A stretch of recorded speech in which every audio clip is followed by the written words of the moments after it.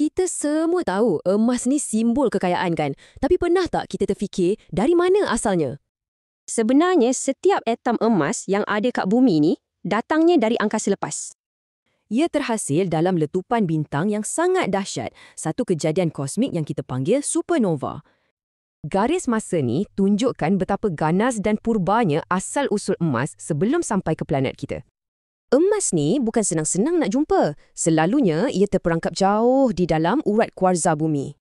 Jadi, ahli geologi guna macam-macam alat canggih, dari satelit sampailah sampel batuan untuk kesan emas. Okey, bila dah jumpa lokasinya, cabaran sebenar baru bermula. Kena keluarkan dari dalam tanah. Caranya bergantung pada kedalaman emas tu. Setiap kaedah ada cabarannya tersendiri tau. Sekarang, kita tengok pula macam mana batuan mentah ni berubah jadi emas yang kita kenal.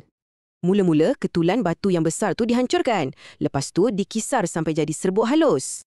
Serbuk ni dicampur dengan air untuk hasilkan buburan, macam bubur pekat. Senang untuk proses seterusnya. Nak buka kunci dan asingkan emas dari serbuk ni, kena guna satu proses kimia khas. Larutan sianida ni akan larutkan emas dan pisahkan ia dari batuan lain yang tak bernilai. Tapi kan, lepas semua ni pun, emas yang kita dapat tu masih belum cukup tulen lagi. Jadi, cabaran ke akhir ialah nak capai ketulenan yang mutlak. Ada satu lagi langkah penting. Melalui arus elektrik, emas yang tak tulen tadi dilarutkan dan didepositkan semula sebagai hablo-tulen. Dan hasilnya? Emas dengan ketulenan 99.99%. Hampir sempurna kan? Emas yang dah tulen ni kemudiannya akan dilebur dan dituangkan menjadi jongkong emas.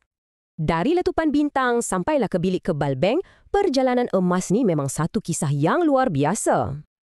Bila fikirkan balik perjalanannya yang epik ni, apa agaknya nilai sebenar emas pada kita?